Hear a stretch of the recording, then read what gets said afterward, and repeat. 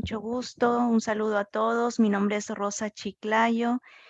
Y bueno, hoy voy a estar a cargo de dirigir un poquito junto con Viviana y con Andrea, que están aquí presentes, Viviana Nieto y Andrea Vaquero, esta charla sobre la maestría en enseñanza de español para extranjeros, personas indígenas y también sordos señantes, que es una oferta académica del Instituto Caro y Cuervo de Colombia.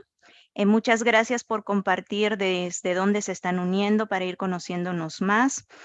Bueno, debido a la naturaleza de esta maestría que tiene estos tres enfoques de enseñanza para extranjeros, para indígenas y para sordos, he tratado de invitar a personas con experiencia en estos tres campos y por favor los invito a contribuir en todo lo que puedan a través del chat. Este es un evento que ha sido organizado por el Instituto Caro y Cuervo de Colombia y la Asociación Cultural del Tulipán de Perú. El Tulipán pues trata de promover la profesionalización de aquellas personas que quieren dedicarse a la enseñanza del español para extranjeros. ¿Ok? Y a pesar de que nos enfocamos a la enseñanza de español para extranjeros, estamos despertando un interés también en la enseñanza de español a las poblaciones indígenas y también a la comunidad de sordos, ya sea en Perú o en cualquier país de Latinoamérica.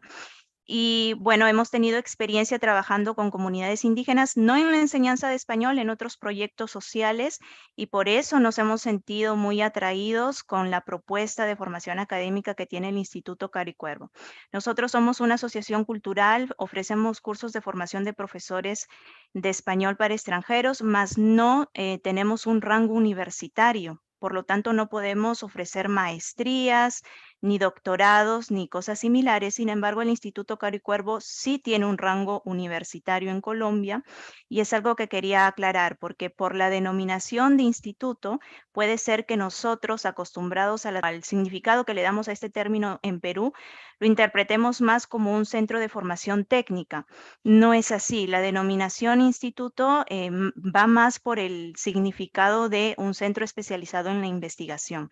Por lo tanto, aquellos que tenían esa duda sobre si tiene rango universitario, eso queda aclarado. ¿Sí? Más adelante nuestras colegas Andrea y Viviana nos van a contar un poquito más de la historia y del respaldo académico, también institucional, porque forma parte del Ministerio de Cultura de Colombia, que tiene su institución. Bien, antes de continuar, quisiera dar algunas directrices para que esta charla sea lo más productiva posible. Abajo en los botones de control de Zoom tienen la opción de reacciones. Allí pueden encontrar la opción de levantar la mano. Entonces traten de usarla si quieren intervenir. Traten de evitar abrir el micrófono y participar o interrumpir. Creo que podemos hacerlo de una manera respetuosa. Yo voy a estar atenta a las manitos levantadas virtualmente para poder darles la palabra. Y nada, eso sería la recomendación. Una segunda recomendación importante también es que la charla va a consistir en la resolución de las siguientes dudas. Les aconsejo que hagan una captura de pantalla si es posible para que puedan ir chequeando si la duda con la que ustedes están asistiendo a este evento ya se encuentra en esta lista. Y si no, pueden optar por ir escribiendo esa duda que se quede en el aire a través del chat. ¿Ok? Bien, dicho esto, veo que más personas se están uniendo. Entonces, vamos a empezar. Yo voy a ser la encargada de responder la primera duda y es esta. ¿Esta maestría del Instituto Caro y Cuervo de Colombia es reconocible en mi país?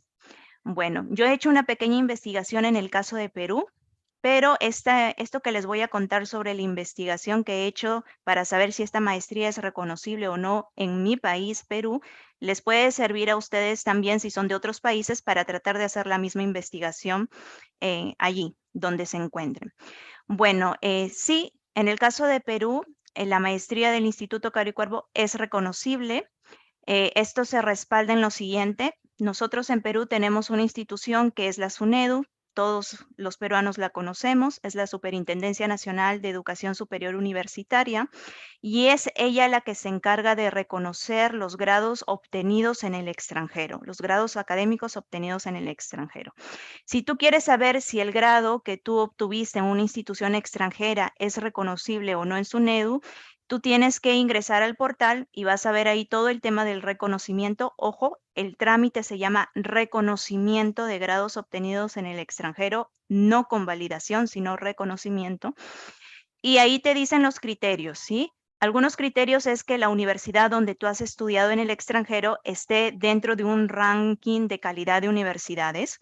Y hay otro criterio que es que el Perú haya firmado un convenio de reconocimiento mutuo de grados académicos con un país. Por ejemplo, en el caso de Perú, si nosotros vamos a esta lista, vamos a encontrar que Colombia ya se encuentra o se encuentra aquí. Es decir, por un convenio entre ambos países, SUNEDU tendría que o tiene que reconocer la maestría o el grado que se obtenga en el Instituto Caricuervo. Si esto no es suficiente, puedes hacer una llamada, una consulta directa en SUNEDU, pero yo he ido un pasito más adelante y lo que he hecho es buscar si hay algún trabajo de investigación que esté registrado en el RENATI, que es, digamos, el Registro Nacional de Investigaciones.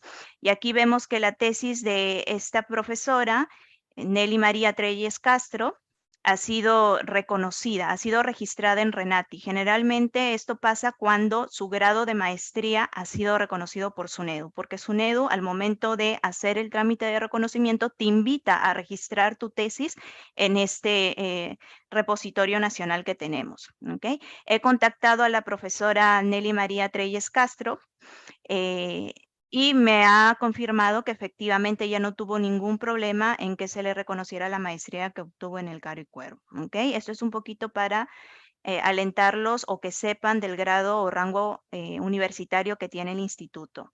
Si tú eres de otro país y no eres de Perú, trata de buscar en tu país la institución que se encarga de hacer estos reconocimientos de grados, investiga, llama, averigua si Colombia tiene un convenio con ellos, y si específicamente el Instituto Caro y Cuervo, los grados que se obtienen en él pueden ser reconocibles. ¿Está bien? Bueno, ese sería mi aporte. He tratado de hacer una investigación profunda sobre este tema porque como estudiante y académica entiendo muy bien que esto sea una preocupación para muchos. Bien, bueno, ahora sí vamos a dar el pase a nuestras colegas para que nos puedan ir respondiendo estas preguntas. Les había dicho que si pueden tomar una captura de pantalla de esta lista sería genial, así ustedes también van haciendo un seguimiento. Y bueno, voy a aprovechar a lanzar la pregunta número 2 para Viviana y Andrea. Y por supuesto, cuando ellas tomen la palabra pueden presentarse y explayarse en lo que quieran, ¿sí? La segunda pregunta sería si, qué innovador, a mí me resulta bastante innovador esto de que una sola maestría concentre estos 3 enfoques de enseñanza para extranjeros, indígenas y sordos. He leído información sobre la maestría y sé que es la única en el mundo que ofrece esta combinación de enfoques. Me parece que para nosotros en Latinoamérica puede ser fuente de grandes oportunidades. El Instituto Cervantes, que es otra institución muy famosa que promueve la enseñanza de español a extranjeros, nos habla cada año, saca un informe con estadísticas y nos dice que cada vez más gente quiere aprender el español, más extranjeros quieren aprender el español. Pero si nos vamos también a cuestiones relacionadas con las comunidades indígenas, vamos a ver que el español en Latinoamérica convive, si no me equivoco, ya me corregirán los expertos que están aquí también presentes, convive con 500 lenguas indígenas. Y hay casi 50 millones de personas indígenas en Latinoamérica. Y teniendo en cuenta también que la comunidad sorda va ganando más derechos de inclusión también en nuestros países, me parece que la propuesta es muy innovadora, muy vinculada al contexto actual.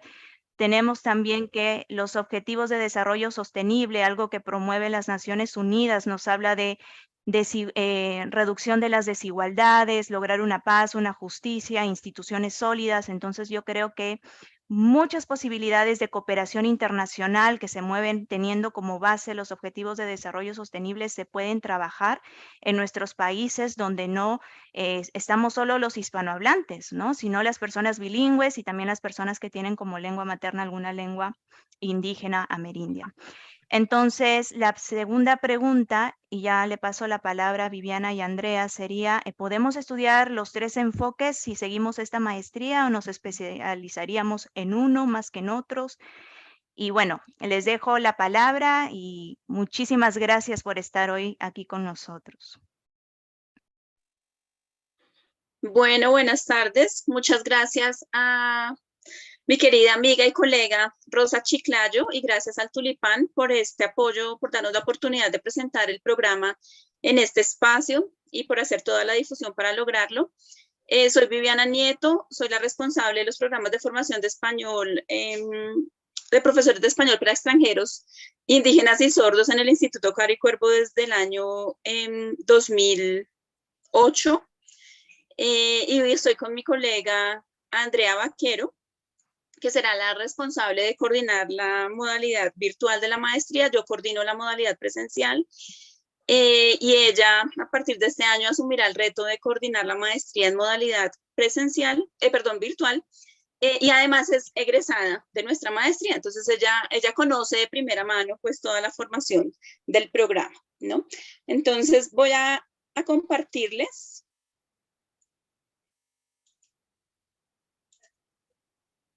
nuestro portal. En este portal que se llama Spanish in Colombia, que es un micrositio del Instituto Caro y Cuervo, encuentran toda la información relacionada con todas las actividades que hacemos de enseñanza de español como lengua extranjera y como segunda lengua. El Instituto Caro y Cuervo tiene 80 años de trayectoria. Como les decía Rosa, es una institución de educación superior en Colombia y también un centro de investigaciones adscrito al Ministerio de Cultura de Colombia. Bueno, entonces la primera pregunta de Rosa es que si los estudiantes pueden estudiar los 3 enfoques a lo largo de la maestría. A lo largo de los 2 años de formación, las clases abordan los 3 enfoques. Por ejemplo, vemos materiales didácticos que se usan para enseñanza de español a extranjeros, a indígenas y a sordos, porque nosotros también hemos producido este tipo de materiales. Y desde el punto de vista de la didáctica, desde el punto de vista de la adquisición, pues los estudiamos, ¿no? Pero además, ustedes pueden escoger uno de estos enfoques para desarrollar su trabajo de grado, su investigación de grado. Entonces, ustedes pueden decir, no, definitivamente yo quiero trabajar con sordos, o yo quiero trabajar con indígenas, o yo quiero trabajar con extranjeros. Algo muy satisfactorio para la maestría es que al principio, cuando los aspirantes hacen el proceso de admisión a la maestría, la mayoría quiere trabajar con extranjeros. Pero afortunadamente el efecto de la formación en la maestría los lleva luego a querer trabajar también con sordos o con indígenas, ¿no? Entonces esto significa que la maestría sí está teniendo un impacto definitivamente en la formación y digamos en la perspectiva de los investigadores que hemos formado hasta el momento, ¿no? Algo muy importante también es que nosotros formamos docentes investigadores. Hay muchos programas de formación de profesores de español en el mundo, los más conocidos son los de España, por ejemplo. Estos programas forman profesores de español, pero no forman investigadores de español, ¿no? Entonces, nuestro programa forma investigadores de español. Los créditos de la maestría nos permiten, digamos, la intensidad de los créditos nos permiten formar investigadores y además un acceso directo a un doctorado, si luego quieren continuarlo. En el instituto todavía no tenemos el doctorado, estamos trabajando en ello y lo tendremos a partir de en 2 años aproximadamente, pero ustedes pueden iniciar un doctorado en otra institución y el número de créditos y de horas de este programa pues les permite el acceso inmediato sin tener que hacer un programa intermedio entre la maestría y el doctorado. Bueno.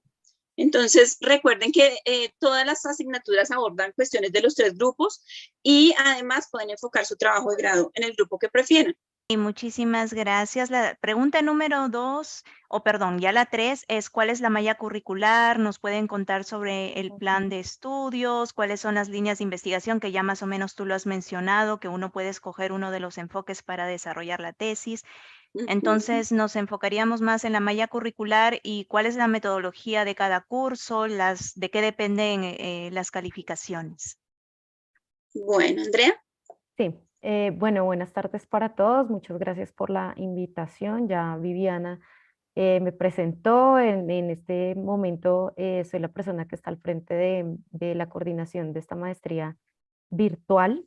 También, como ella lo dijo, soy egresada de la modalidad presencial, entonces conozco de primera mano el programa de formación, la rigurosidad, que eso es algo que nos gustaría resaltar, que este programa en modalidad virtual tiene exactamente, digamos que los mismos estándares de calidad que tiene cualquier maestría presencial o cualquier programa de formación presencial del Instituto Caro y Cuervo, y pues yo que soy egresada de la maestría presencial, pues puedo dar completa fe de ello.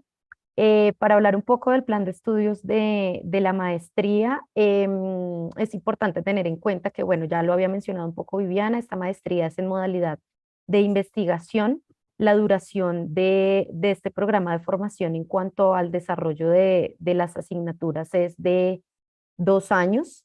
Em, Creo que no estás compartiendo. Ya, otra vez.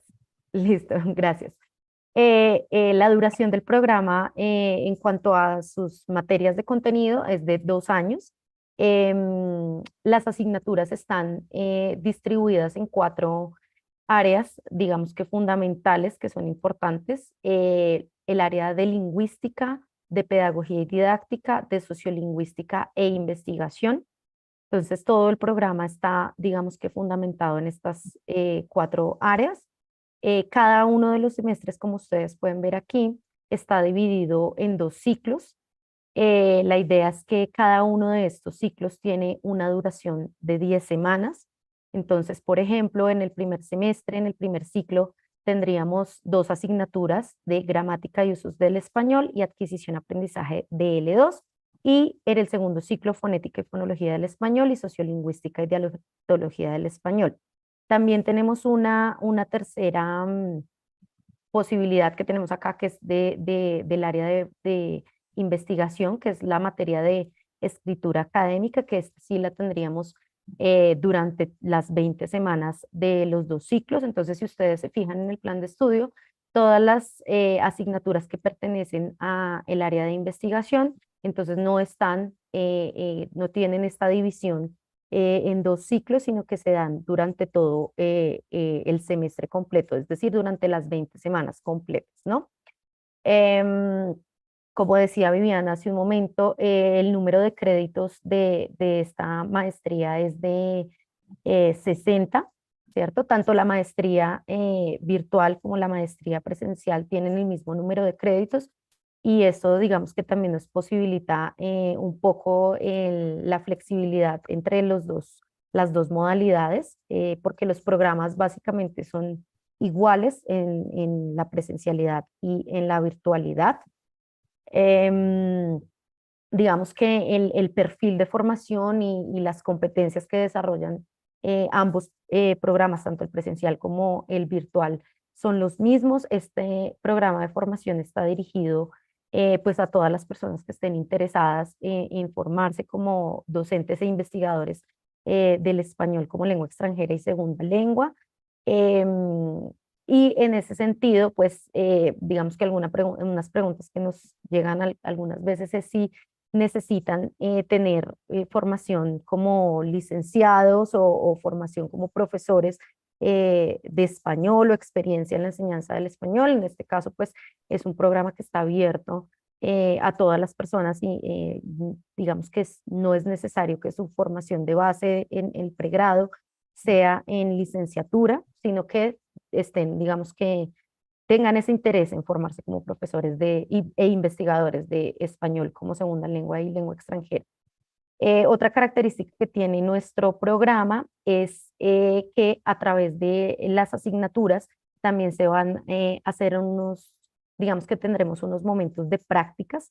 Los estudiantes tendrán ciertas prácticas de enseñanza de español, que también marca un poco la diferencia en este caso, porque digamos que dentro del desarrollo del programa pues ya van a tener la posibilidad de hacer este ejercicio de enfrentarse a lo que es la enseñanza del español en este caso.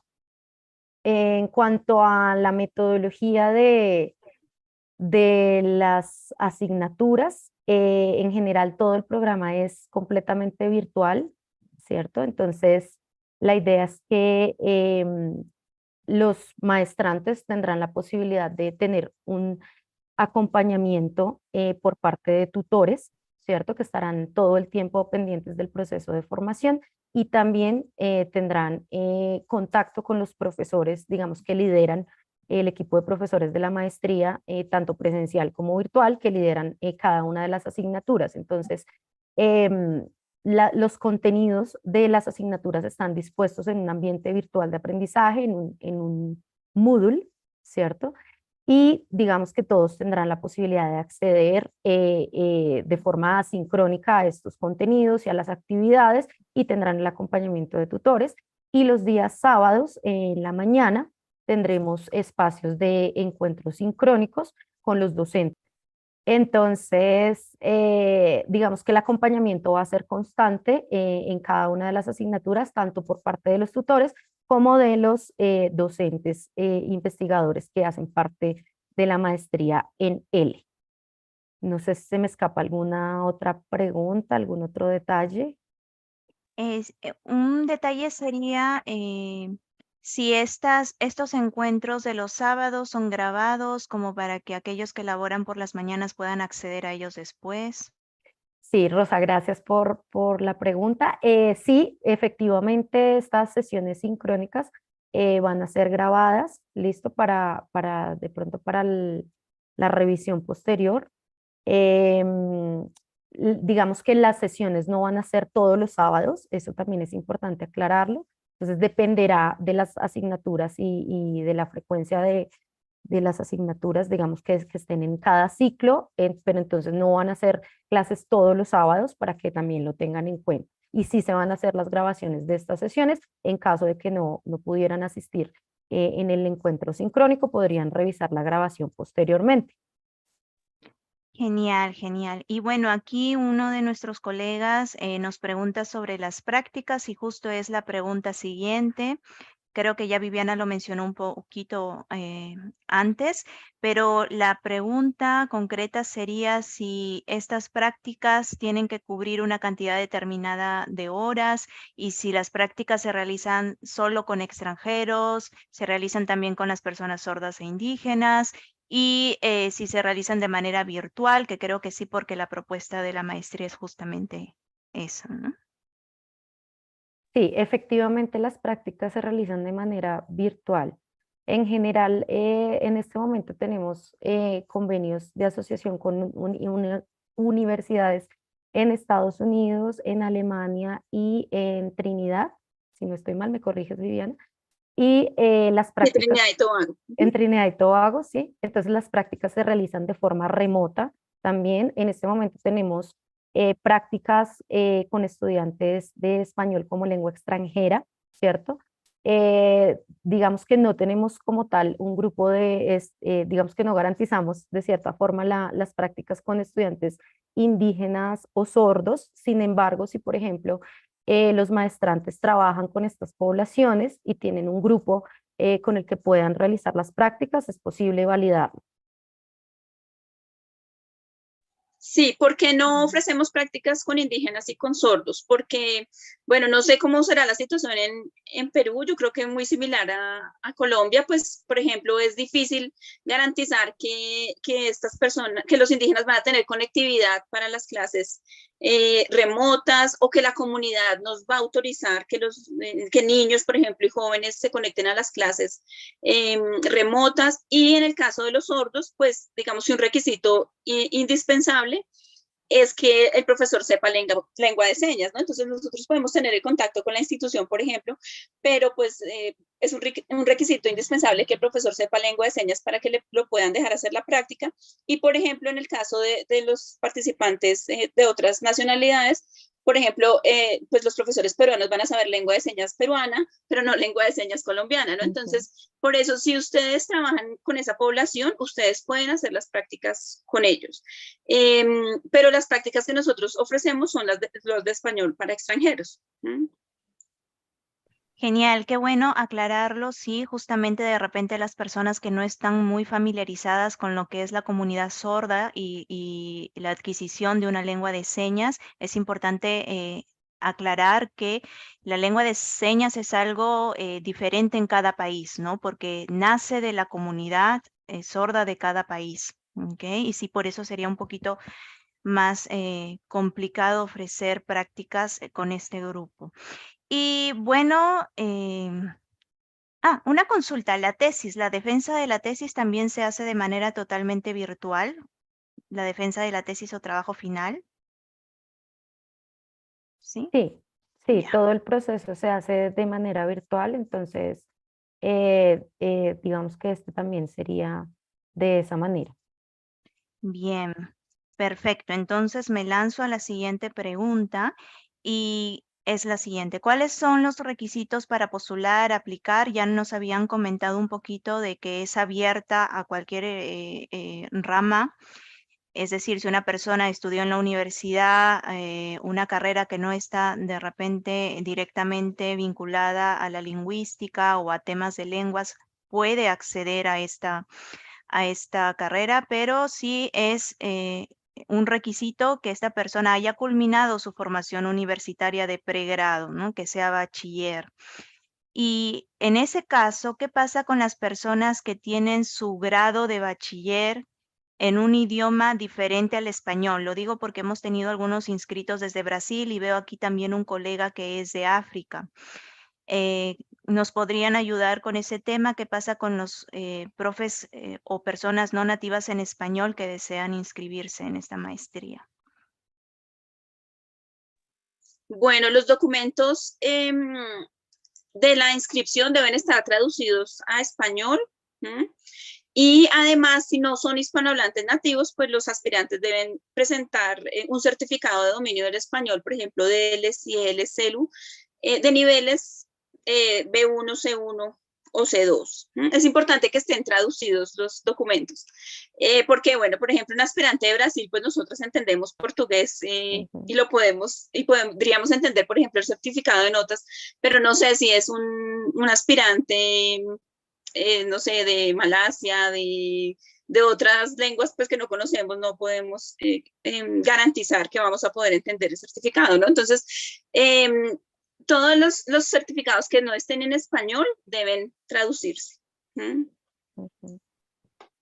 Genial, genial, muchas gracias. Y volviendo a este requisito, aquí tenemos los documentos que forman parte de los requisitos, pero ¿hay algún otro proceso de evaluación? Es decir, ¿hay un proceso de admisión? ¿Cuáles son los criterios para la selección de los candidatos que van a ser admitidos en la maestría? Sí, además de la presentación de los documentos completos, también hacemos una prueba de conocimiento. En este caso, no es una prueba, bueno, digamos que está dividida en dos partes un poco. Uno es el conocimiento general sobre el español, ¿cierto? Y otro también es, otra parte de esta prueba es también una prueba de aptitud pedagógica. Como sabemos precisamente que nuestros aspirantes no siempre tienen formación de base en licenciatura o en enseñanza, ¿cierto? Entonces lo que se evalúa aquí es más esto de la aptitud pedagógica, aptitud para la enseñanza de lenguas en general. También tenemos una prueba de lectura en inglés para las personas que son hispanohablantes. En este caso es solamente una prueba de comprensión escrita, ¿cierto? No les pedimos que hagan ninguna otra actividad en inglés, es decir, no tienen que producir, hablar en inglés, es más un ejercicio de comprensión escrito en inglés. Las personas que no son hispanohablantes, esta prueba la presentarán en español. La prueba de comprensión de lectura la presentarán en español. Y también, además de esto, tenemos una entrevista que se realizará a las personas que hayan aprobado este primer filtro de la prueba de admisión con al menos un puntaje de 60 sobre 100. Entonces, las personas que al presentar la prueba obtengan un puntaje de mínimo 60, entonces serán citadas a un proceso de entrevista. Ok, genial, chicas. Aquí hay una pregunta que ha surgido de la pregunta anterior.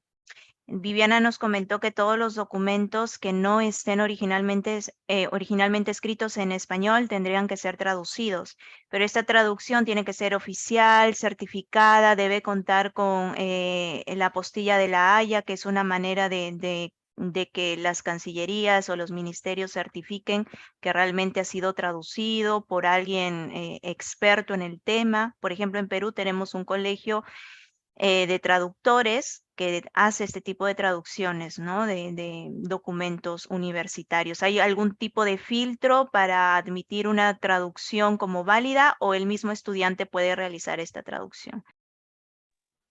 Debe ser una traducción oficial, sí, una traducción oficial.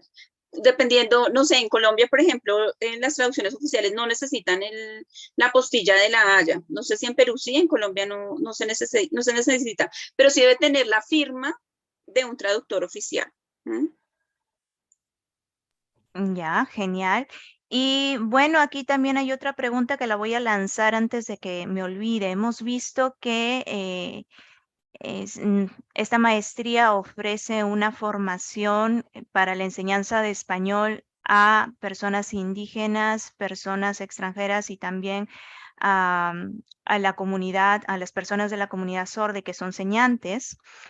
Pero el tema del manejo, por ejemplo, aquí hay una prueba de aptitud de la lengua española, ¿no? Dentro de los requisitos hay una prueba de conocimiento de la lengua española.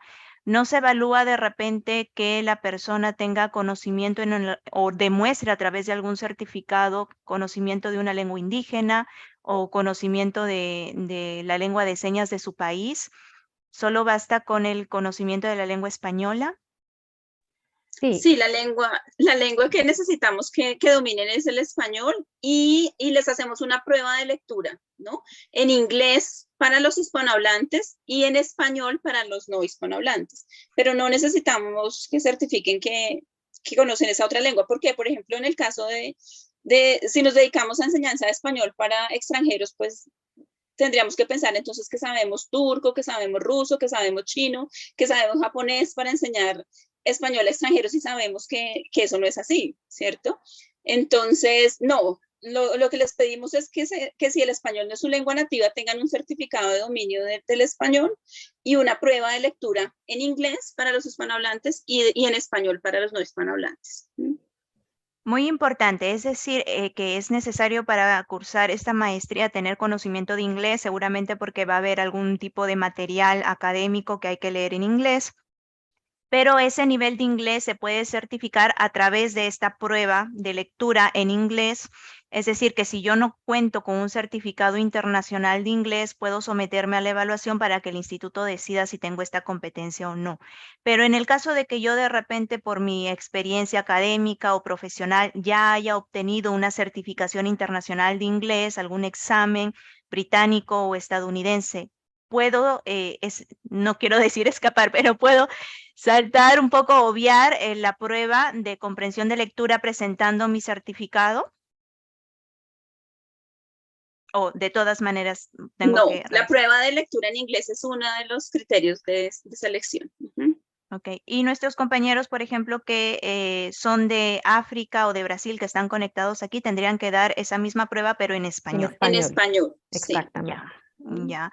Muy bien, gracias. Entonces continuamos. A ver, voy a lanzar la siguiente pregunta. Déjenme dar una revisada rápido para asegurarme de que nada se me ha escapado.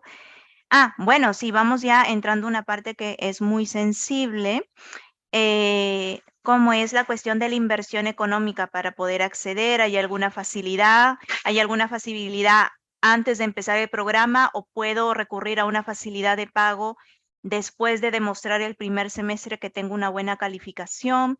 Y aparte de eso, nosotros estamos fuera de Colombia. ¿Cómo podríamos realizar el pago? ¿Se tiene que hacer alguna transferencia vía banco? ¿Utilizan PayPal? ¿Alguna otra forma de pago?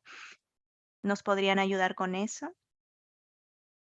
Bueno, en cuanto al costo de la maestría, en este momento el costo en pesos colombianos es de 6.137.000 pesos colombianos, lo que se traduce aproximadamente a $1.300. Este es el valor por cada semestre que se cursa en la maestría. Creo que eso es importante tenerlo en cuenta. No es el valor total del programa, sino es el valor de cada uno de los semestres. En este momento, digamos, algunas facilidades que tienen los estudiantes es, por ejemplo, poder fraccionar el pago de la matrícula en dos cuotas del 50% cada cuota. Entonces, digamos que esa sería una facilidad que podrían tener los estudiantes.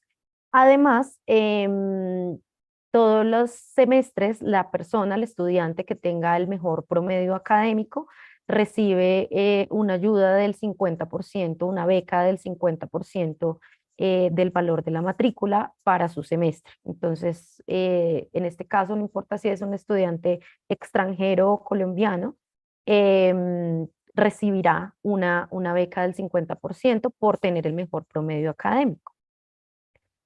En cuanto a los medios de pago, en este momento no tenemos PayPal. Se puede hacer el pago a través del portal virtual de pagos que tenemos en el instituto con tarjeta de crédito, por ejemplo, o a través de transferencia bancaria internacional. Ok, comprendo.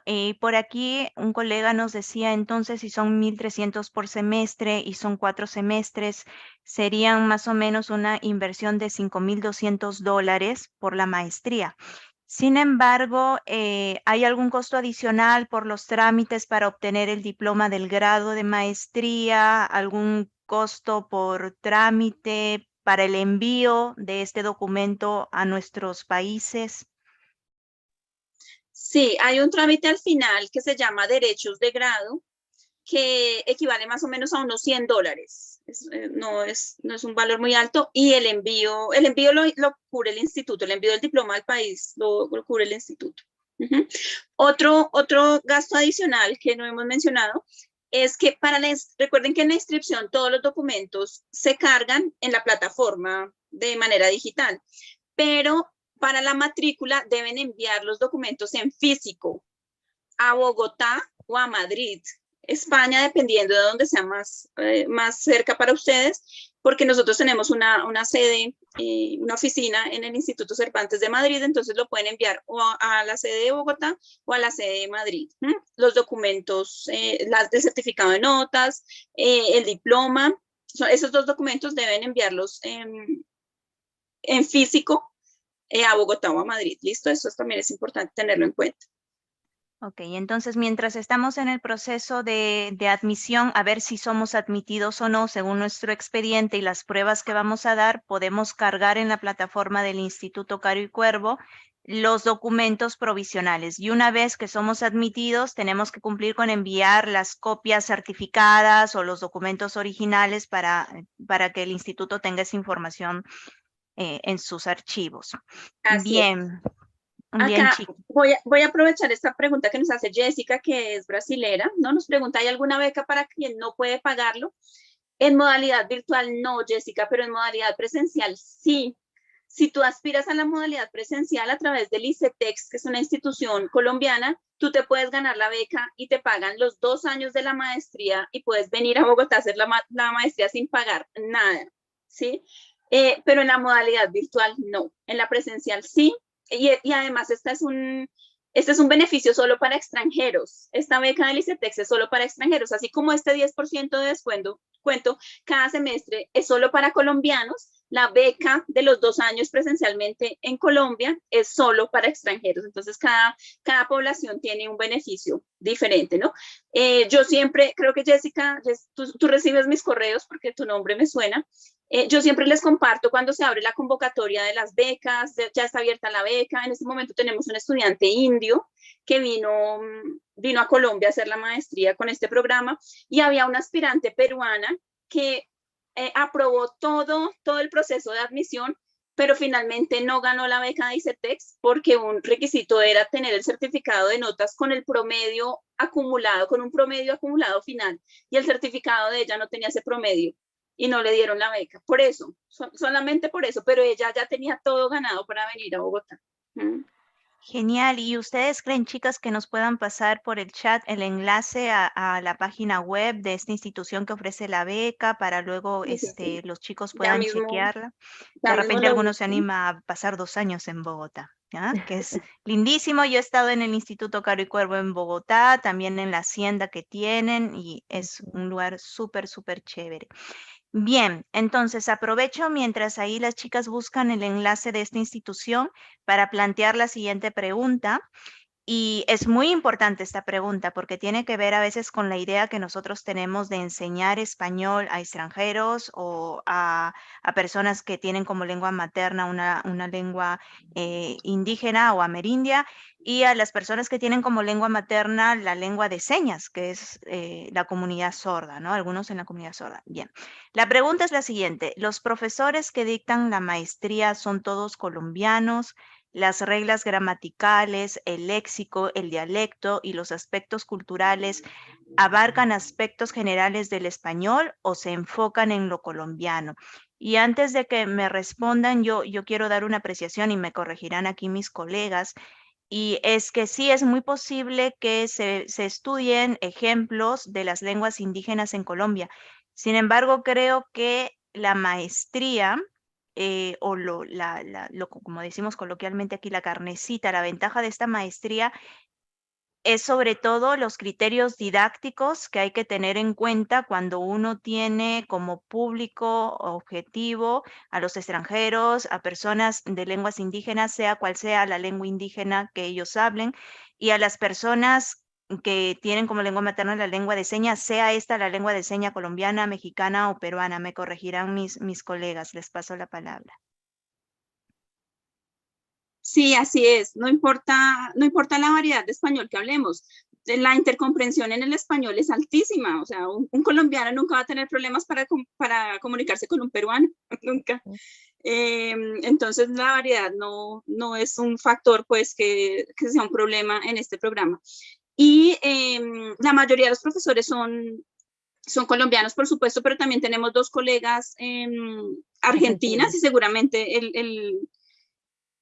el equipo docente seguirá creciendo con colegas de otras nacionalidades y no, eso no va a ser nunca un problema. Y como decía Rosa, pues digamos que el énfasis de la maestría es, digamos, en las cuestiones lingüísticas del español y en la didáctica, ¿no? Entonces, eso es aplicable y transferible a cualquier otra lengua y a cualquier otra comunidad a la que queramos enseñar, ¿no? Entonces, ahí no hay ningún problema.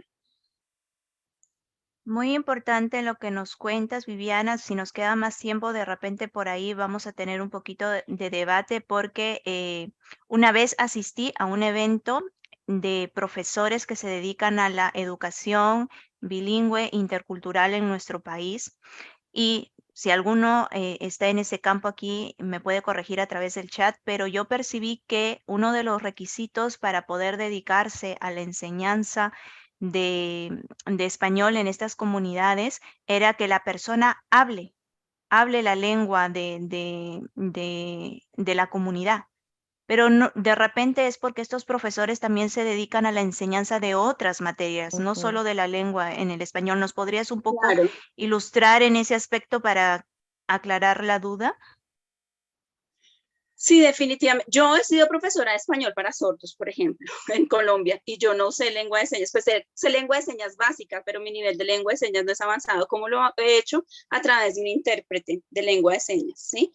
Em, lo ideal sería que supiera lengua de señas, por supuesto, para que no tuviera que necesitar un mediador en la clase, pero no necesariamente debo saber la lengua de todas las comunidades, lo que les decía, ¿no? Entonces, para ser profesora de español de una comunidad indígena, en Colombia hay 65 comunidades indígenas, pues no, sería imposible que alguien supiera las 65 lenguas para que diga que es profesora de español en comunidades indígenas, ¿no? Y lo mismo pasa con los extranjeros. Ujú. Generalmente hay una lengua puente, pero no nos podemos saber las 20 lenguas de los estudiantes que tenemos en el aula, ¿no? Entonces, pero a pesar de eso, la maestría sí sí defiende el enfoque bilingüe, ¿no? Porque, por ejemplo, nos han dicho, es que quieren que les enseñen español a los indígenas o a los sordos para que olviden sus lenguas nativas y solo hablen español.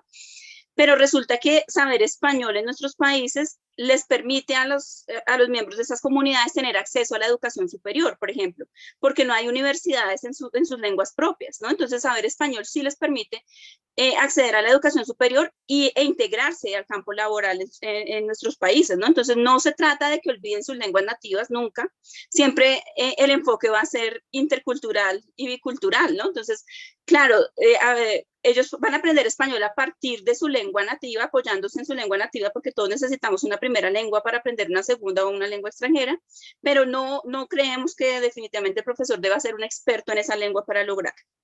Incluso en estas comunidades, los profesores, por ejemplo, en Colombia se llama educación propia, no sé si en Perú también se llama así, es el mismo término, los profesores indígenas, pues muchos no saben español, ¿no? Pero son profesores de sus comunidades en esa lengua. Entonces, las situaciones reales de la vida real son mucho más complejas de lo que pensamos, ¿no? No todo el mundo habla español, no todo el mundo habla esa lengua indígena, pero aún así podemos ser profesores de esas comunidades.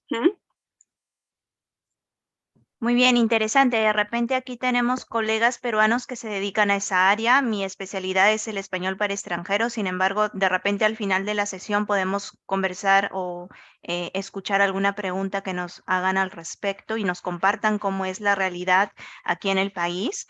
Y bien, paso ya a la pregunta número 8.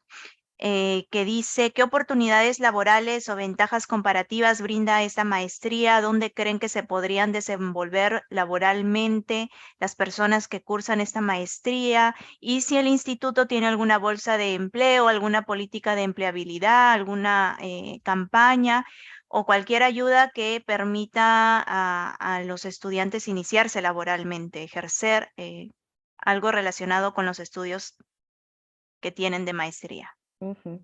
Bueno, digamos que la maestría tiene opciones de empleabilidad incluso dentro del mismo programa o del instituto. Entonces, por ejemplo, los maestrantes pueden ser docentes o profesores en los cursos de español para extranjeros que ofrece el instituto. También pueden apoyar como tutores. Nosotros tenemos en el instituto también un diplomado en enseñanza de español como lengua extranjera que se da en modalidad virtual asincrónica. Y también un diplomado en formación de profesores en español escrito para estudiantes sordoseñantes, ¿no? Español como segunda lengua para estudiantes sordoseñantes. Entonces, también los maestrantes tienen la posibilidad de trabajar como tutores en estos dos diplomados virtuales. También otra opción de empleabilidad que tenemos en la maestría es, por ejemplo, participar como asistentes o auxiliares de investigación en los proyectos que desarrollan los profesores investigadores de la maestría. También es posible, digamos que ya no solamente desde el programa de ELE, sino también desde los otros programas de educación continua que ofrece el Instituto Caro y Cuerpo, también se le abre la posibilidad tanto a los maestrantes como a los egresados de participar como tutores en otros programas de formación de educación continua del instituto, de otros cursos, otros diplomados que se dan también a través de modalidad virtual. Entonces creo que hay bastantes posibilidades para trabajar directamente incluso con el instituto. Muchas gracias por la explicación sobre las oportunidades laborales que el mismo instituto ofrece a los que egresan de su maestría. Y sí, la siguiente pregunta me parece que se repite un poquito porque creo que Viviana ya nos aclaró que están en proceso de poder ofrecer un doctorado en la misma temática, ¿no? Que esto más o menos estará listo en el 2025, tal vez ya 2026. Entonces, ¿va a ser también un doctorado con estos 3 grupos meta o lo van a plantear de una manera diferente? Bueno, el doctorado va a ser un doctorado del instituto, en el que caben las 5 maestrías que tenemos. En el instituto tenemos maestría en lingüística, en literatura y cultura, en estudios editoriales, en escritura creativa y en español como lengua extranjera y segunda lengua. Entonces va a ser un doctorado que va a abarcar las 5 maestrías, o sea que va a ser una posibilidad para que los estudiantes y egresados de las 5 maestrías continúen su formación, y va a tener 5 líneas, ¿no? Las mismas 5 líneas de la maestría. Entonces, sí, claro, en el doctorado tendremos una línea de enseñanza de español como lengua extranjera y segunda lengua. Rosa, aprovecho para decirte que te envié al WhatsApp el enlace del ICETEX porque no sé por qué no puedo compartirlo aquí. Ah, ya, no hay problema. Ahora Para veo que lo para puedas copiar. compartir en el chat. Ok. Y entonces, ya que el doctorado va a abarcar estas 5 líneas que representan a las 5 maestrías, la denominación tendría que ser un poco más genérica. No Sí, podría ser sí, exactamente doctorado en enseñanza de español para no. sordos, sino un Ujú. nombre más, una denominación más genérica. Sí, sí. Entiendo. Bien, entonces lanzo la pregunta siguiente para que nos puedan responder y yo poder ir copiando el link que me has mandado por WhatsApp sobre la beca que se da para la modalidad presencial de esta maestría. Sí, sí, ya sería la última pregunta, es más o menos cuánto tiempo demora el trámite de obtención del diploma, ya supongamos que hemos defendido la tesis o trabajo final. Ese trámite que tú nos mencionaste que tiene un valor de $100, un trámite de grado, ¿cuánto tiempo demora? ¿En cuánto tiempo podría obtener yo el diploma, tenerlo en mis manos? Y sumada a esta pregunta, una más que, bueno, ¿cuáles son las fechas? ¿Ya están en proceso de inscripción? ¿Hasta cuándo me puedo inscribir o subir mis papeles en la plataforma del instituto? Sí, digamos que en el instituto tenemos 2 fechas de grado siempre para todas las maestrías, entonces esto es algo que no solamente aplica para la maestría virtual o la maestría de él, entonces se hace una ceremonia de grado en junio, julio y otra en diciembre, entonces son solamente estas 2 fechas de grado, una vez pues ya, como decías tú, Rosa, se hace todo el proceso de sustentación del proyecto de investigación, aprobación y demás. Y una vez se haya hecho este proceso se haya dado la ceremonia de grado, pues se procedería al envío del diploma como tal a sus países o a sus lugares donde se encuentren, ¿no? Y en cuanto a las fechas que tenemos para la inscripción, entonces en este momento ya si ustedes ingresan, por ejemplo, a este portal que les decía Viviana hace un momento, pueden encontrar que la convocatoria ya se encuentra abierta. En este momento las inscripciones están abiertas, estarán abiertas hasta el próximo 14 de mayo, que es el primer paso, que es la inscripción, donde ustedes van a cargar, como lo decías tú, Rosa, hace un momento, los documentos que les mostramos hace un momento, que son los requisitos para la postulación, ¿cierto? Y luego de eso, pues tendremos, digamos que las siguientes etapas del proceso, que son el examen como tal, de la prueba de conocimiento y de lectura, y posteriormente tendríamos la entrevista. Las fechas también las podemos consultar, también están en la página de Spanish in Colombia, en la misma convocatoria que les mostraba hace un momento Viviana en pantalla. Ahí están todas las fechas para que las tengan muy presentes y las tengan en cuenta, pero entonces sí, en este momento ya tenemos inscripciones abiertas hasta el 14 de mayo.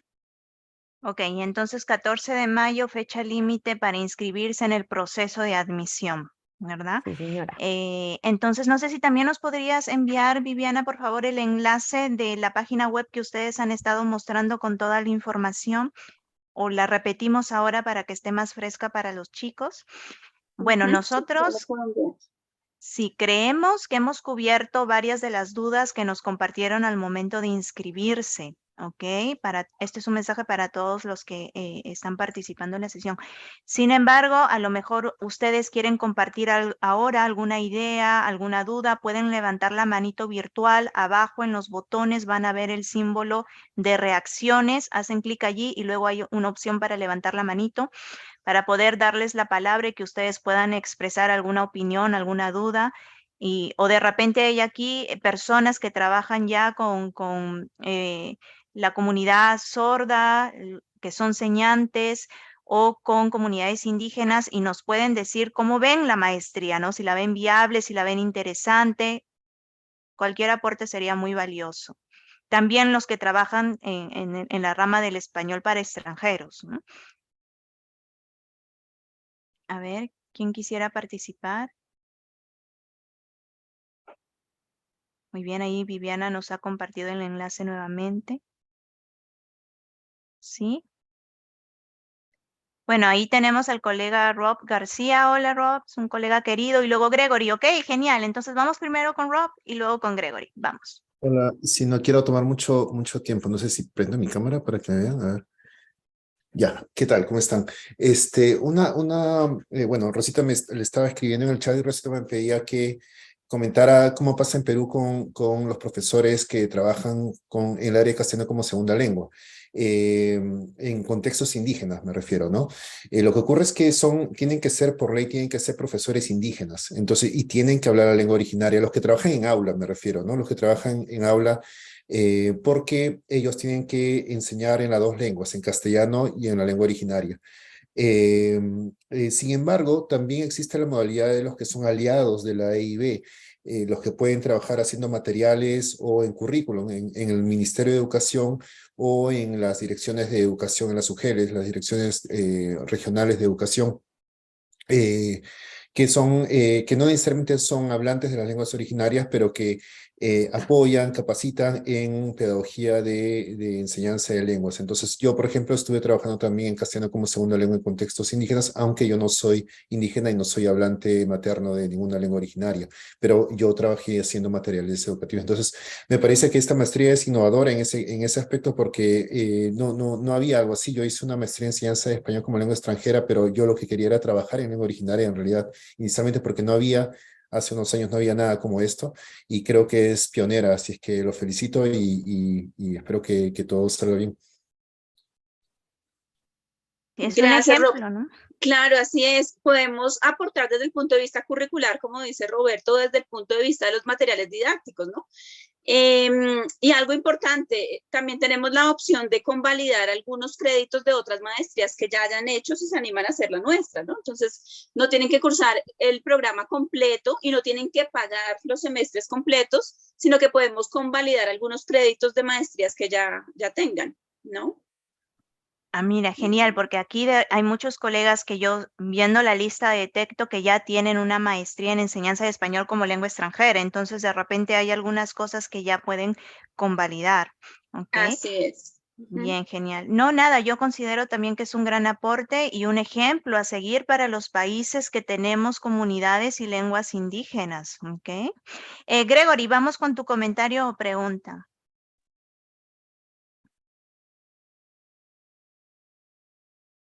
Parece muy pertinente, o sea, innovadora y original la propuesta, y me llama la atención porque yo soy profesor de idiomas, de francés, recientemente también de español.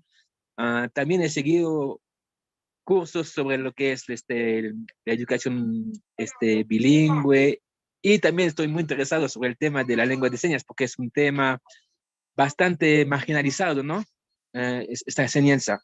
Entonces me parece realmente genial de poder abarcar estas tres, digamos, como direcciones, ¿no? Finalmente. Pero mi pregunta sería, ¿cuál es la idea o, digamos, la metodología que sustenta, ¿no? Digamos, esta maestría para poder abarcar, digamos, digamos, sí, cosas no sé si diferentes, pero habitualmente vemos enseñanza para extranjeros o para educación bilingüe, y ahí son como tres cosas en una sola maestría. Me parece genial, pero a veces me sorprende mucho. ¿Cuál es un poco la propuesta, digamos, que tiene esta maestría. La pregunta abarca muchas cosas, pero más o menos creo que me entienden, ¿no? Sí, Gregory, está muy bien la maestría porque es una duda muy legítima que uno se puede plantear al momento de ingresar a esta maestría, ¿no? ¿Cómo es que logran combinar estos tres enfoques y construir un nuevo perfil de profesional, ¿no? Que pueda abarcar estos tres campos. Eso es. Sí, sí, gracias, Gregory. Esa es una pregunta que nos han hecho muchas veces, ¿no? Porque pareciera que indígenas, sordos, extranjeros no tuvieran nada que ver, pero la verdad es que pensando desde el punto de vista del plurilingüismo, la interculturalidad, el multilingüismo, pues es muy fácil sustentarlo, ¿sí? ¿Qué tienen en común ellos, todas estas personas, los extranjeros, los indígenas y los sordos? Que el español no es su lengua nativa, ¿sí? Eso es lo que tienen en común. Los oyentes en comparación con los sordos, como tú dices, Gregory, estamos muy aislados. Somos dos mundos diferentes, los oyentes y los sordos somos dos mundos diferentes, a veces dos universos diferentes, porque cuando nosotros no tenemos contacto con sordos, pues no conocemos cómo es su experiencia, su día a día, su cultura, ¿no? Los sordos tienen incluso una cultura diferente a los oyentes, ¿sí?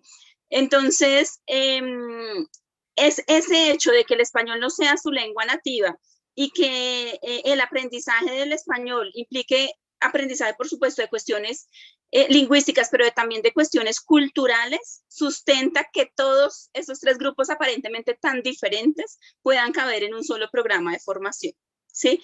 Y acercarnos a esas realidades de español como segunda lengua en nuestros países, que es el caso de indígenas y sordos. En Colombia, por ejemplo, los casos de español como segunda lengua de extranjeros son muy pocos, muy pocos, ¿sí? Porque no tenemos inmigrantes, por ejemplo, extracontinentales o inmigrantes que hablen otra lengua. Muchos no tenemos pocos. En Perú creo que la situación es diferente, pero en Colombia hay muy pocos inmigrantes que no hablen español, ¿sí? Por eso lo enfocamos como lengua extranjera, más que como segunda lengua, ¿no? Mientras que en nuestro territorio convivimos con indígenas y con sordos, cuya segunda lengua es el español, pero muchas veces no lo han aprendido en su comunidad, y en el caso de los sordos, pues hay sordos que llegan muy tarde a la alfabetización en una lengua escrita, incluso ya muy tarde, puede ser a los 10, 12 años, que ya es demasiado tarde, desafortunadamente, pero tampoco tienen consolidada una primera lengua porque en su familia no hay sordos, no aprendieron una lengua de señas como lengua materna o como primera lengua, ¿no? Entonces el caso de los sordos es prácticamente dramático, y eso pasa en todas las partes del mundo, incluso en los países más desarrollados, porque los papás nunca estamos listos para tener hijos con discapacidades y nos negamos a aceptar que tienen esa discapacidad y que tienen que aprender de forma diferente, ¿no? Entonces, ese me parece uno de los casos más difíciles, pero igual estos tres grupos comparten esas mismas características. La necesidad de aprender las cuestiones lingüísticas y culturales de una lengua escrita, como el español. Y en las comunidades indígenas y en la comunidad sorda, las primeras lenguas pues no son escritas, ¿no? No suelen tener escritura, además. Gracias. Entonces entiendo que lo que sostiene esta maestría es un paradigma intercultural e inclusivo, ¿no?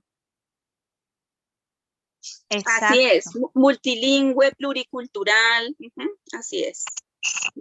Sería genial, Viviana, si de repente tienen algún texto, algún artículo que hayan realizado dentro del instituto donde presente un poco el sustento que cuestiona, no que cuestiona, ¿no? Sino en el que está interesado Gregory para ir tomando mayor conocimiento, ¿no? Porque es novedoso, muy novedoso para nosotros. Sin embargo, yo también me cuestioné esto antes hasta que tuve más comprensión de lo que ofrecía el Instituto Caro y Cuervo, y me pensaba, bueno, pero ¿cómo es que le voy a enseñar español a una persona sorda? Y si es una persona sorda de nacimiento que nunca he escuchado el español, ¿cómo voy a lograr? ¿Qué español le voy a enseñar además, no? Porque hay muchas personas sordas que tampoco no pueden hablar porque como nunca lo han escuchado, no lo pueden producir. Sin embargo, lo que se busca en la enseñanza de español para extranjeros, hay oralidad, En la Claro. enseñanza de español para las personas indígenas se trabaja el español oral, pero ya cuando se trabaja con las personas sordas, lo que se busca es el español escrito, Así porque es. aun cuando no tengan oralidad, porque nunca lo han escuchado, que puedan escribir para que puedan estudiar. Y hay casos ya en Arequipa, en Perú, en una ciudad donde una chica sorda logró que el gobierno o que la universidad pague un intérprete de señas que la acompañe en cada clase en la universidad hace algunos años, pero qué bonito sería también que cuando ella tenga que hacer sus escritos, sus propuestas, plasmar sus ideas, lo pueda hacer a través del español escrito, ¿ok? Entonces, por ahí Así es. sí logro Ujú. despejar alguna duda de cómo se trabaja con las personas sordas. Están volviendo a compartir el link, por favor, avísennos si lo pueden abrir, es el link donde está la información de la maestría. Y si por ahí luego nos puedes compartir algún artículo, yo me encargo de enviárselo a todos los inscritos en la charla de hoy. Sí, tenemos Bueno, una pregunta más y con Diomandé, que es nuestro amigo que siempre nos acompaña desde África, podemos cerrar la ronda de preguntas si es que nadie más se anima en los próximos 5 segundos a levantar la manito. Y luego pasaremos a las palabras finales de Viviana y de Andrea. Vamos, Diomandé. Sí, hola, buenas noches. No sé qué hora es ahí ahora, porque aquí ya es de noche. Son aquí son las las 5 de la tarde. aquí son las 22 horas. Ujú. Así, estamos a punto de ir a dormir. A mí me gustaría compartir una experiencia sobre la enseñanza del español como lengua extranjera aquí en mi país. Nosotros vivimos en un país cuya lengua nacional, lengua oficial es el francés, porque fuimos colonizados por los franceses y antes de su llegada había más de 60 lenguas indígenas que existían. Entonces, cuando nosotros estamos en el aula, en la mayoría de los casos tenemos esos problemas. El problema en cuanto a las distintas lenguas que los alumnos hablan. Tú te puedes encontrar con más de 50 alumnos que tienen orígenes diferentes, que hablan lenguas distintas. Entonces, esta maestría me ha llamado la atención porque me gustaría tener una idea clara acerca de otras metodologías de enseñanza del español para extranjeros. Y yo no he podido seguir la charla desde el inicio porque estaba súper ocupado. Entonces, estoy muy interesado. Estoy muy interesado y espero que pueda apuntarme a esta maestría. Wow, wow. Bueno, sí, a veces pensamos que lenguas indígenas solo las tenemos por acá, ¿no? O lenguas originarias en todo caso. Y no, nada, qué genial, Diomandé, muchísimas gracias. Bueno, pues Bueno, ojalá te animes y cualquier duda que tengas, por favor, nos escribes. También te pido el favor, Rosa, que les envíes nuestros contactos a las personas Ujú. que se inscribieron a la charla. claro que sí, claro que sí. La grabación también, si ustedes me lo permiten, la puedo enviar para Sí, aquellos que se claro que sí. unieron tarde, puedan revisar la información desde el inicio. Rob, ¿tienes algún comentario más? Quería hacer una pregunta, en realidad me la guardé porque no quería abarcar mucho, pero mejor lo consulto una vez. Lo que pasa es que les digo un poco la realidad peruana en relación con las lenguas originarias es, o sea, si lo podemos resumir, básicamente hay dos realidades distintas entre las lenguas andinas y las lenguas amazónicas. Por lo general, los hablantes de lenguas andinas, quechua, aymara, son, por lo general, estoy generalizando y simplificando, pero más o menos ocurre que son muchos casos bilingües de ambas lenguas desde muy chiquitos. A diferencia de hablantes de lenguas amazónicas, estoy hablando de amazónicas como Aguajún, por ejemplo, que están casi en la frontera con Ecuador, en las que más bien son hablantes de la lengua amazónica como primera lengua y el castellano lo adquieren tardíamente entre los 9, 10 años cuando van a la escuela, cuando se escolarizan. Entonces, mi pregunta está en que, ¿cómo es la propuesta de Caro y Cuervo de español para hablantes indígenas? en relación con la realidad del contexto indígena, ¿no? O sea, supongo que, no sé cómo será en Colombia, pero supongo que se aplicará más a realidades colombianas. Y no sé si eso encajaría con alguien que quiere trabajar en Perú, digamos. Si alguien quiere trabajar en Perú pensando en comunidades andinas, es un poco distinto de comunidades amazónicas. Entonces, no sé si tienen una propuesta pensada en la realidad colombiana, y eso por una parte, y por otra parte, ¿cuánto de importancia le dan a esto de que en Perú, digamos, en el Ministerio de Educación en Perú, se toca mucho esto, que dicen, ¿no? Lo que nos diferencia de los profesores de español como lengua extranjera, sobre todo, es que aquí estamos trabajando con lenguas que son minorizadas, no solamente minoritarias, sino minorizadas. Hay una relación de poder que es asimétrica, y entonces lo que se tiene que hacer cuando se enseña español en Perú es muy delicado, porque la idea no es hacer un bilingüismo sustractivo, sino un bilingüismo aditivo, que la enseñanza de español no implique que retrocedan las lenguas originarias. Y entonces ejercicios como ahora salen a la calle y conversan en español en la tienda, más bien no son muy positivos, porque lo que hace es implica que el uso social externo de la lengua originaria pierde espacios o que digan, habla con tu mamá, con tus abuelos en español, cuando el uso interno de la casa debería ser en la lengua originaria y no en español. Entonces, para cerrar, porque creo que me he expandido, pero dos preguntas que estoy haciendo es, uno, ¿cómo hacen ustedes para presentar, sobre la base de qué enfoque trabajan la enseñanza de español para indígenas, pensando en la diversidad de la realidad de las lenguas indígenas, por ejemplo, la andina y la amazónica en el Perú? Y por otro lado, cómo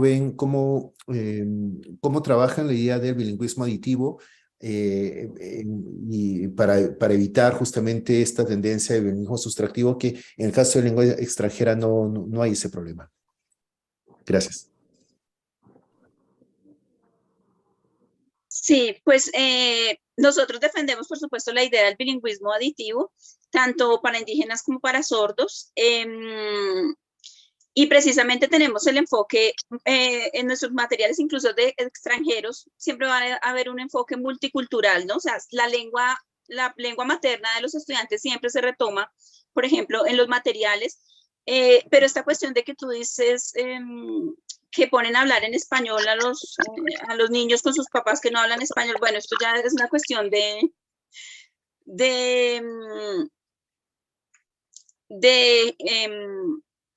decirlo, de qué tan genuinos son, qué tan genuinas son las actividades que los ponemos a hacer para practicar español. Pero eso pasa también, yo he visto muchos libros de español para extranjeros donde pasa lo mismo, ¿no? Escríbele una carta a tu papá, y los estudiantes son alemanes, ¿no? Escríbele una carta a tu papá en español y cuéntale a tus papás sobre tus vacaciones en Colombia en español, y los papás son alemanes, ¿no? Entonces eso no pasa solamente en estos casos de las comunidades indígenas, sino que puede pasar en cualquier lengua.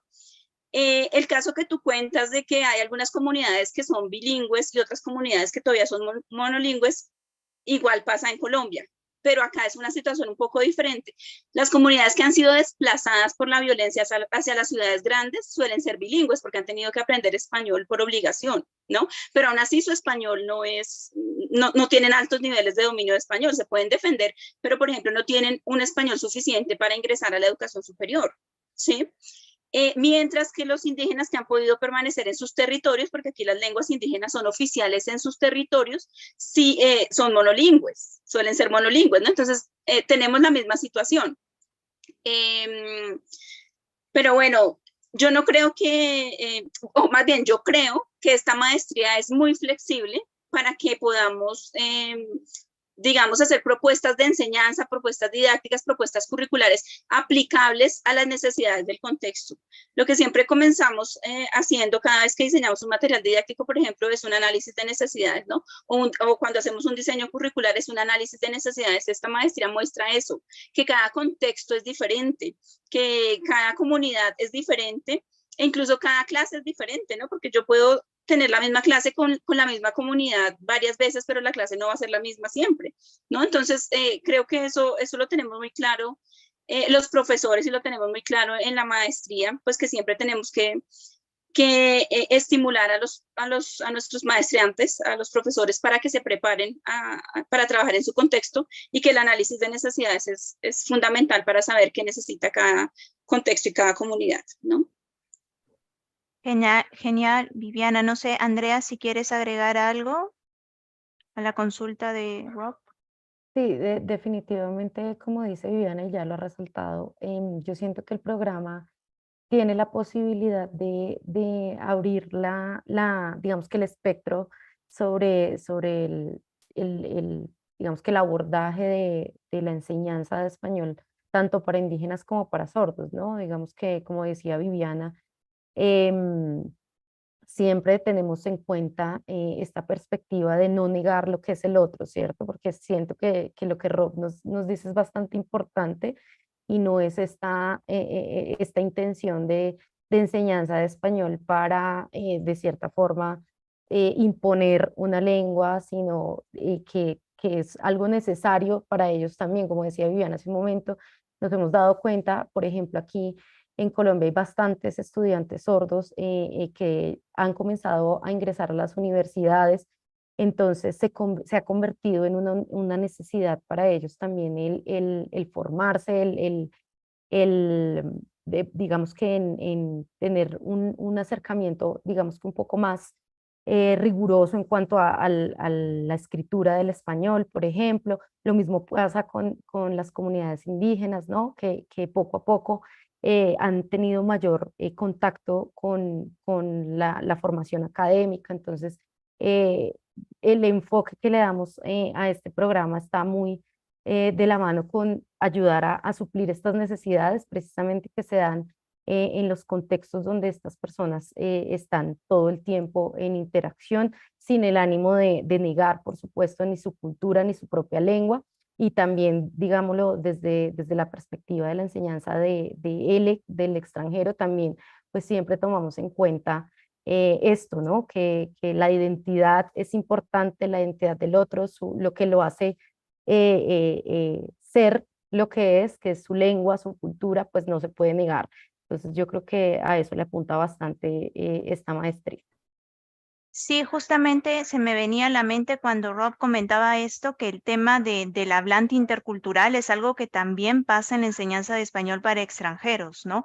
Cómo es que nosotros cuando enseñamos español a extranjeros integramos la cultura del estudiante, hacemos que utilice el español para que comunique temas de su propia cultura, Exacto. ¿no? Y cómo incluso a veces el tema del acento y discriminar a alguien por el acento que pueda tener daña su identidad, ¿no? Por ejemplo, nuestros alumnos chinos que en un principio o mantienen un acento chino cuando hablan español y que es parte de su identidad, y el respeto que se está promoviendo de esto en la enseñanza de español como lengua extranjera.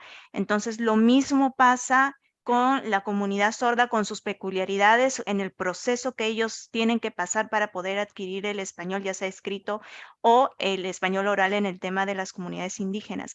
En todo caso, yo creo que esta es una oportunidad para replantearnos cómo podemos de repente continuar con el enfoque que tenemos en Perú de la enseñanza del castellano a las comunidades indígenas, o de repente agregar, adaptar, modificar cosas a partir de una experiencia de un país hermano que también tiene lenguas originarias en su territorio, ¿no? Tal vez, como les dije, o como dijo Viviana al inicio, yo cuando le enseño español a un chino, no es que yo hable chino, ni es que hable francés, no, pero incluso aprendiendo sobre didáctica del español para extranjeros, hay cosas de la didáctica de lenguas extranjeras que son transferibles a la clase de francés, a la clase de portugués. Entonces, ¿qué yo puedo captar de la formación que ofrece la maestría para aplicarlo a la realidad de mi país? ¿Qué es lo que hacemos también nosotros cuando adaptamos todo lo que llega a nuestras manos según las necesidades que detectamos en el aula, ¿no? Que creo es, digamos, la fresa de toda esta propuesta.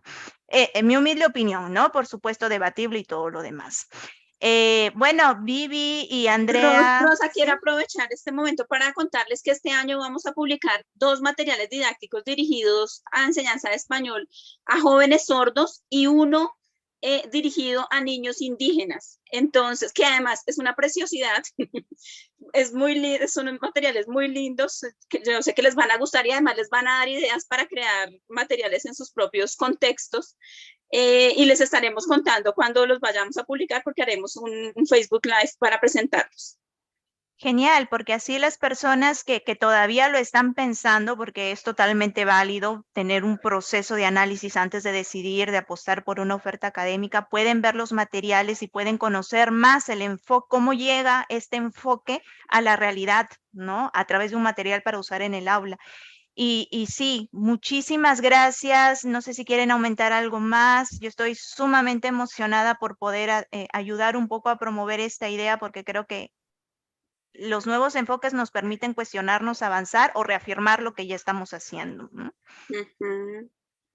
No, pues invitarlos a que se animen a estudiar con nosotros, cualquier duda que tengan. Nosotros siempre estamos muy pendientes de responder muy rápido también. Y bueno, si tienen dudas y no se animan a esta primera vez, seguiremos y habrá próximas veces. Sí, muchas gracias también por su participación en este espacio, por tener la disposición también de conocer un poco más sobre este programa. También los invitamos a que en los enlaces que les compartió Viviana exploren un poco más todo lo que hace el instituto en esta línea L y L2, a que conozcan un poco más en detalle toda la información de la convocatoria de la maestría, y pues esperamos tenerlos en este programa de formación muy pronto.